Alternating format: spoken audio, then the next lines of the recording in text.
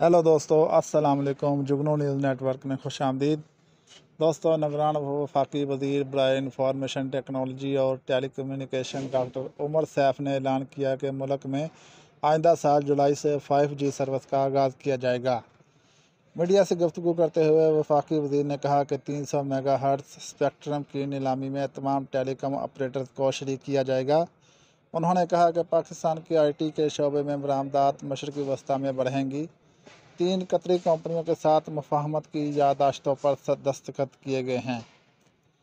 उमर सैफ का मज़ीद कहना था कि हुकूमत 5G के हवाले से टेलीकम्युनिकेशन कंपनियों का मसाइल हल कर रही है।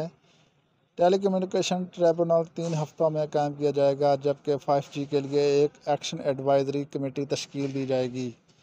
5G एक्शन के लिए एक कंसल्टेंट की खिदमात हासिल की जाएंगी। तमाम टेलीकॉम कम्युनिकेशन कंपनियां स्पेक्ट्रम खरीदेंगी। दोस्तों, इसके साथ ही वीडियो का एंड हुआ। वीडियो अच्छी लगी हो तो लाइक और चैनल को सब्सक्राइब लाजमी करें ताकि मज़ीद आने वाली वीडियो आपको बर वक्त मौसूल होते रहें। शुक्रिया। अल्लाह हाफिज़।